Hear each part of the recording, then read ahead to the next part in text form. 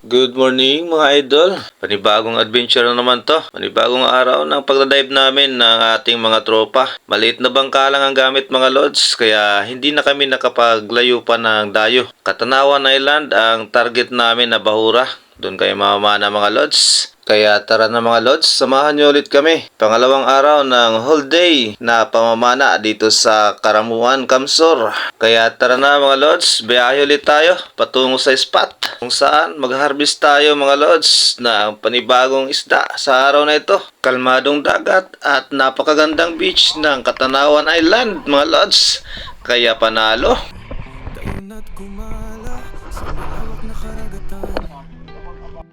Bitin na ang spergan at ibang kagamitan. Sisirin ang kailaliman. Bababa pa lang kami. Sila utol kanina pa bumaba. Ako nag-upload pa ako ng videos. At ito naman ay nasira yung ano niya sa rubber. Kaya inayos. Ayun si utol. Doon kami sa taas na yun. Bababa pa lang ako mga lods. Alright, dive safe. Okay.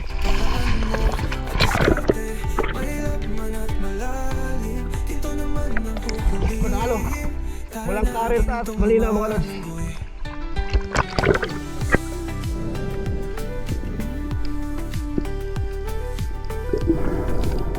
Piliin mong maging parehas ang paraan.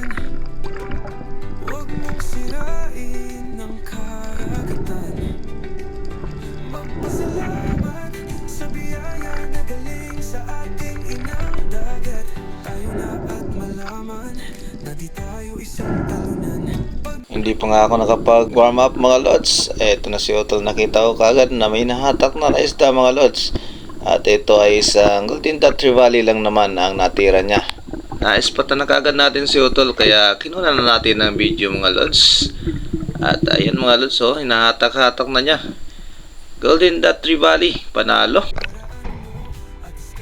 May kaibaan. Dito naman ang hulihin. Tara na gintong lumalangoy.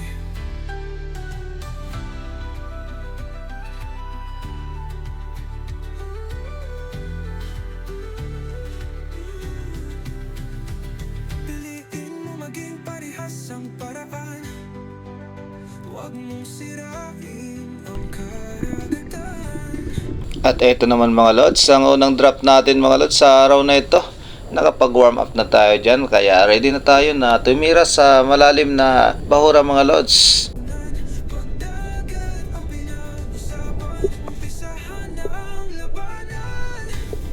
Napakarami nga pala na bite fish na naandyan sa bahura na yan. Kaya dyan ako mismo lumapat mga lods para mas makita ko kagad mga lods kung may kakaibang kilos ang mga bite fish na ito.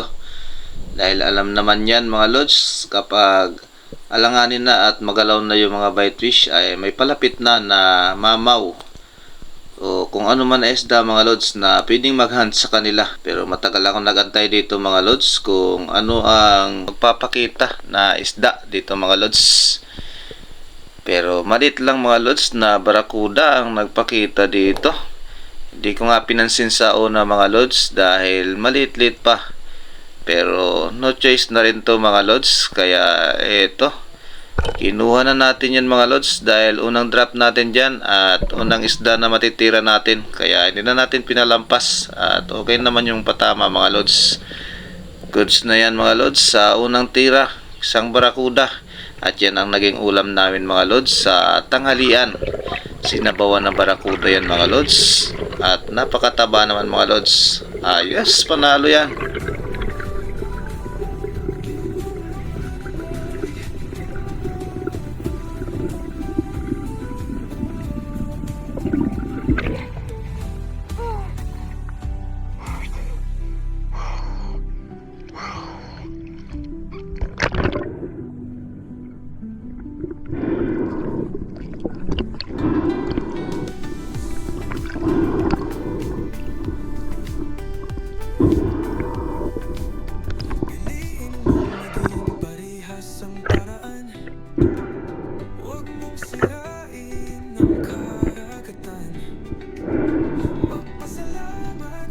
biyaya na galing sa ating inang dagat. Tayo na at malaman na di tayo isang talunan. Pagdagat ang pinag-usapan. At ito na ulit mga lods, ang sumunod na drop natin. Same lang ng bahura ito mga lods, kung saan ko nakuha yung barakuda kanina. Tatlong sweet lips harlequin mga lods. Nagulat natin kaya sumut sa butas, pero agad namang lumabas mga lods ang pinakamalaki. Kaya ito yung natira natin mga lods. At goods na yan. Ang pangalawa nating isda mga lods ay sweet lips. Pagkatapos nga palang may tuhog yan mga lods, ay lumipat kami ng bahura. Dahil dito ay walang nagpakitang pelagic. Kaya umangat na kami at lumipat sa mas malapit na bahura mga lods.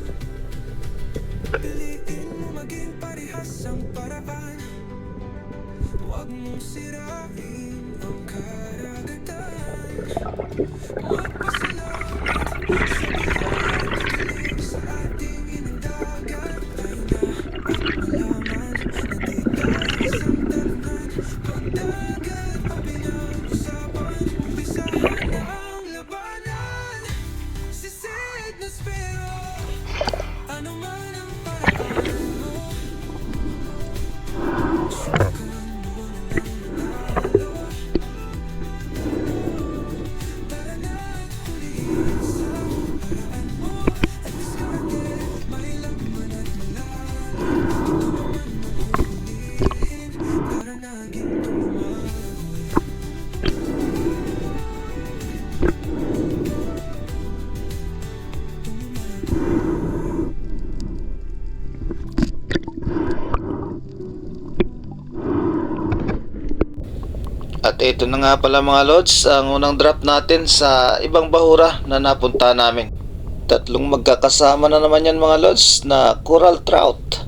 Nakalak na tayo dito mga lods sa mas malapit na coral trout, kaya ito na yung natira natin. Malaki-laki na yan mga lods, around 2 kilos na yan mga lods, kaya panalo na ang natira natin na yan na red lapu-lapu or coral trout yan mga lods tawagin.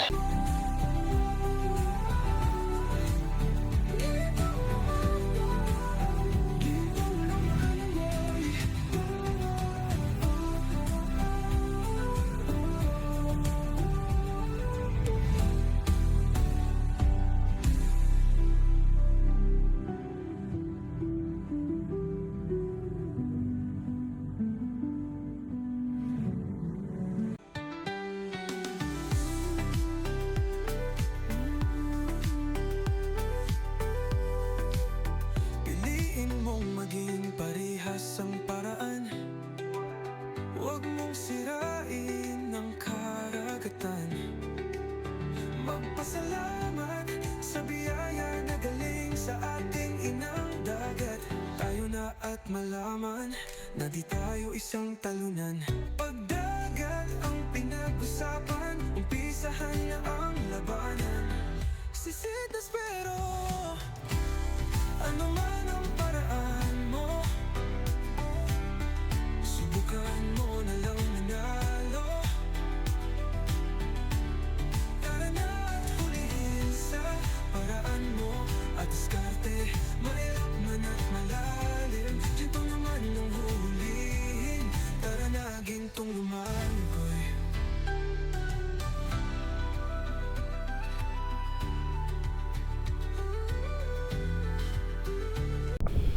At ito na ulit ang sumunod na drop natin mga lods. Drop shot tayo ng isang red lapu-lapu ulit yan mga lods. At maganda yung naging patama natin dyan. Alas magkasing laki lang mga lods sa una nating nadali na coral trout. Ngunit pagkatapos may tuhog ang coral trout na yun mga lods, ay kinasak ulit ang ating spear gun. At hindi ko napansin mga lods na may lamat na pala ang aking rubber. Kaya ayun, napigtal mga lods at nagulat pa nga ako mga lods dahil masakit mga lods ang tumama sa kamay ko mga lods na rubber. Kung kailan isa na lang yung rubber natin mga lods ay saka naman nagpakita yung maraming isda dyan mga lods. At ito na nga yun mga lods, nasa ibabaw pa lang ako mga lods at ayan na sila, nagpakita na yung mga isda. At malaking coral trout na yan mga lods na nagpakita dyan sa mas mababaw na yan na bahura. Coral trout at saka sweet lips yung nandyan mga lods. Sinubukan ko nga mga lods kung aabutin ng ating shafting at matatagos ang isda na to. Pero kahit napakalapit na ng distansya mga lods at kayang-kaya na sana nating tirahin yan. Pero hindi ko magawa mga lods dahil nag-iisa na nga lang yung rubber natin. Kaya ayun, tuloy lumayo na lang at nandun lang sa unahan. Nakaabang pa rin sa atin mga lods. So, nakaka-insulto na mga lods. At may nagpakita pang long nose emperor sa unahan mga lods. Pero hindi talaga natin kayang abutin yan. Kaya umabante ako ng kaunti mga lods dahil yung sweet lips nandyan lang din. At naglalaro lang din sa unahan. Kayang-kaya pa ng hold breath natin mga lods. Kaya inantay natin na makatira tayo. Kahit nag-iisang rubber na lang yan. At ayan na mga lods. Problema nga lang mga lods, ayaw talaga lumapit ng dalawang sweet lips na ito.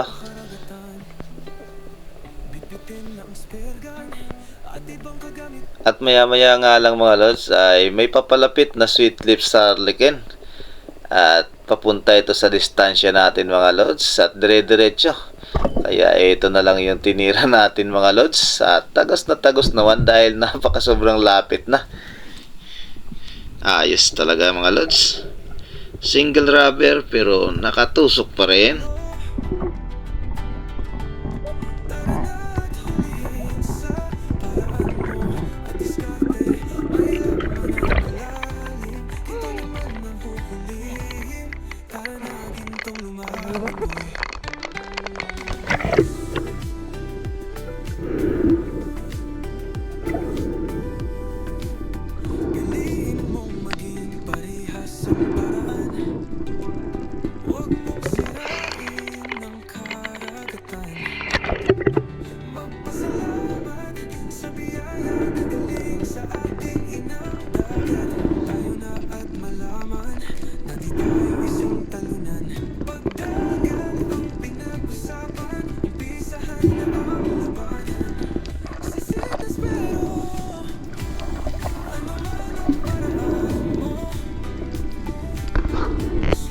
At ito na nga ulit mga lods ang sumunod na drop natin. Single rubber pa rin tayo dyan mga lods, pero nakakita ako ng sweet lips sa malayo pa lang. Kaya ito, nag-dive kagad ako sa mas malapit na distansya para mapansin niya. At ayan na nga mga lods, oh. Palapit na nga mga lods ang sweet lips pero hindi masyadong nakadiretso. Kaya eto mga lods ang nangyari. Tinira ko kaagad mga lods. Ang akala ko dire-diretso. Pero ito ang nangyari mga lods, oh. Nakailag. Napakalaking kaibahan mga lods kapag single rubber at double rubber. Mas mabagal kasi mga lods ang talbog ng shafting pag ganito. Sayang naman yon. At pagkatapos na nga nito mga lods na pangyayari na ito, ay dahan-dahan na tayong lumangoy papunta sa tabi kung saan nagluto yung ating bangkero. Dahil nagugutom na ako mga lods. Nakakagutom kasi yung tira na yun mga lods. Grabe naman.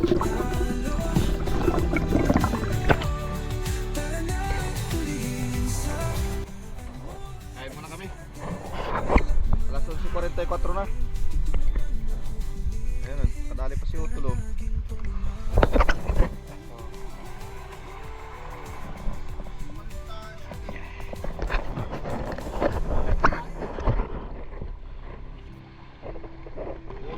Gusto namin. Ayan sila Utol.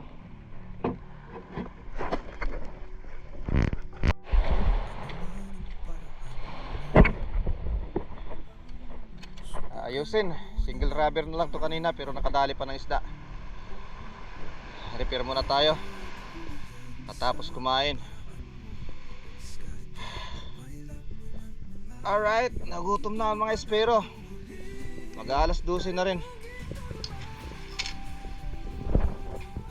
Yan, yan ka muna.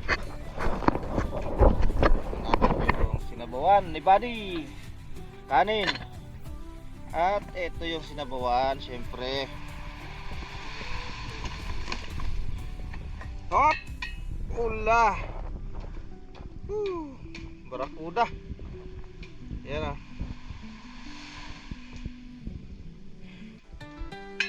Ito. Yan. Yan. Antay lang natin sila. Nandun pa.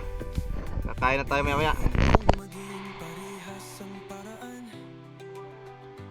Kain tayo. Nagugutom na ako. Alas. Ba't tayo? Apa nang nilangoy namin? Matagutom. Alright. Ito yung ulam. Ilaw. Panigay yan mga lods, oh. Wow. Dragon Adventure. Ayan, oh.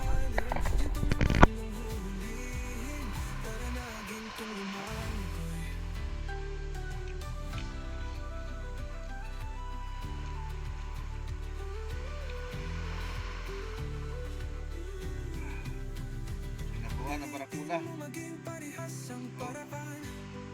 Yes.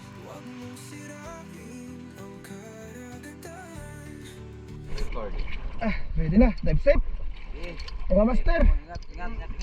dive safe.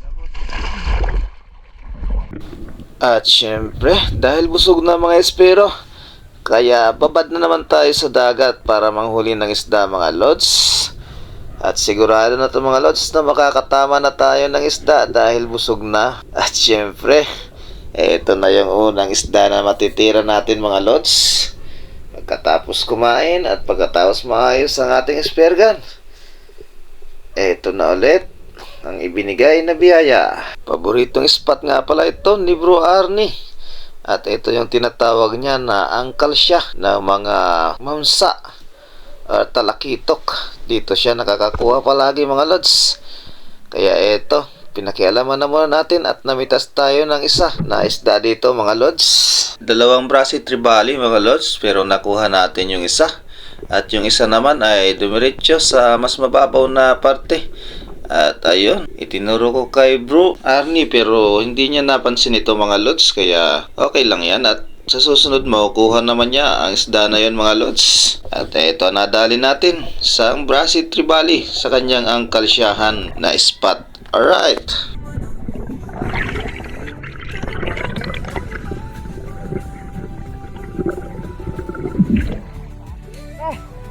Ito ko sa tiguturo ko sa'yo.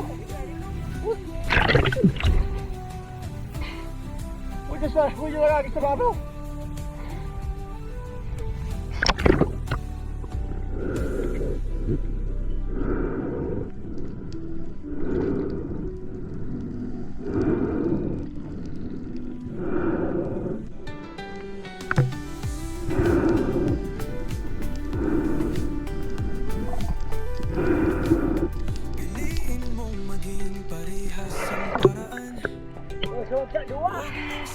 Bro, maduman ang kaki.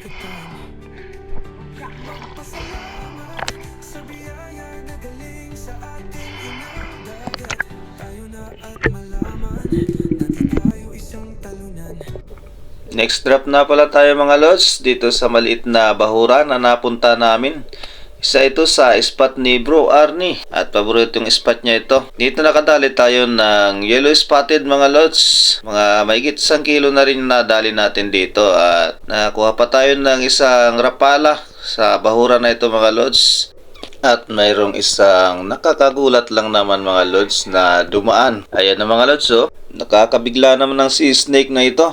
Diyan ka pa talaga sa dulo ng pana ako dumaan. Palapit na sana yung yellow spotted. Ayan tuloy.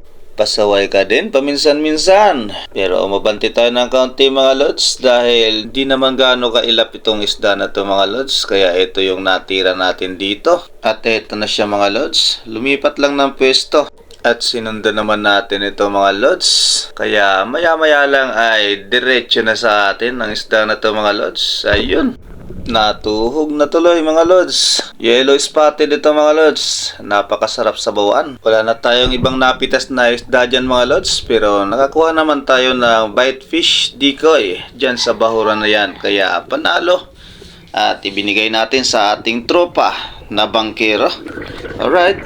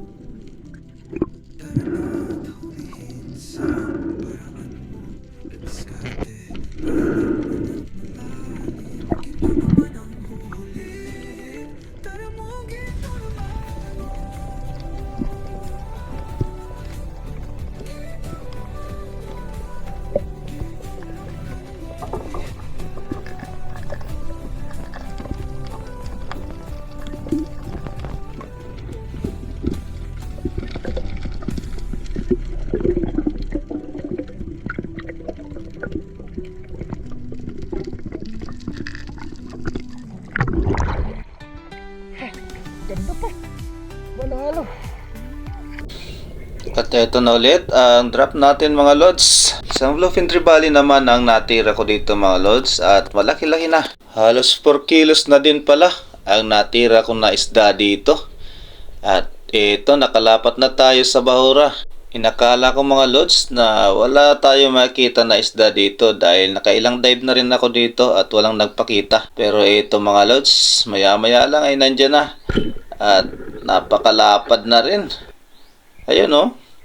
Napakataba pa mga lods. Ang kapal. Tuhog na tuhog naman yung tira natin mga lods. At ayun, di na nakalayo ng langoy mga lods. At may kasama pa na dalawa na bluefin trevally. Kaya dali-dali akong umangat mga lods at hinatak ang isda na to mga lods para makapag-dive ulit. Pero nung binalikan ko mga lods kung saan ako lumapat kanina at wala nang nagpakita na bluefin trevally mga lods. Natakot na siguro nung natira natin itong pinakamalaki nilang kasama.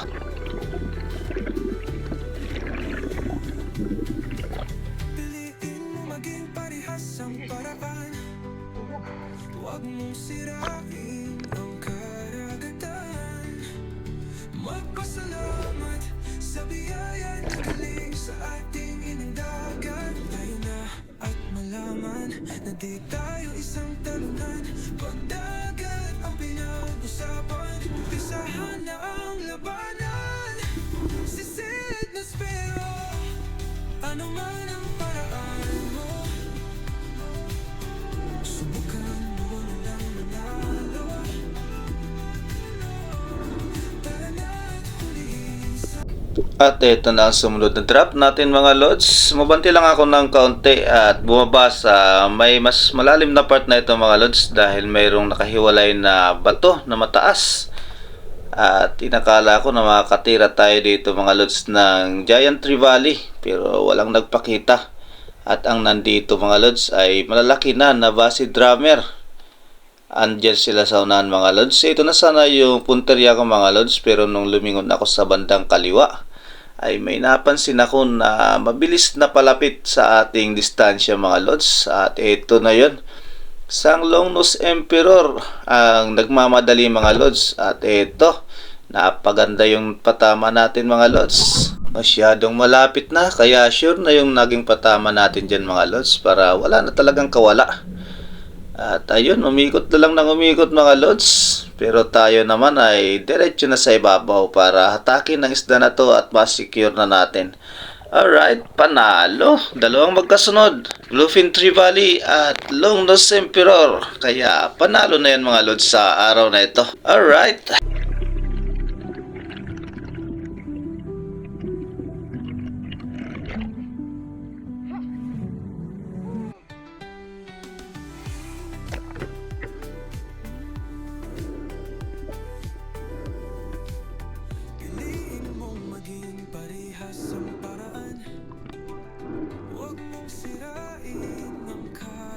nasasaktan. Magpasalamat sa biyaya na galing sa ating inang dagat. Tayo na at malaman na di tayo isang talunan. Pagdagat ang pinag-usapan, umpisahan na ang labanan.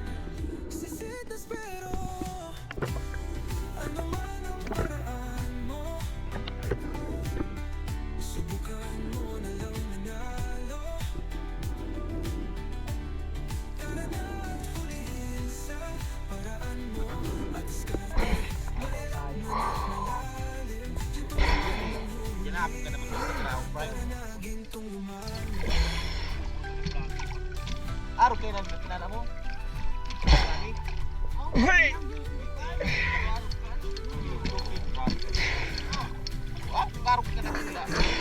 Parehas ang paraan, huwag mong sirain ang karagatan.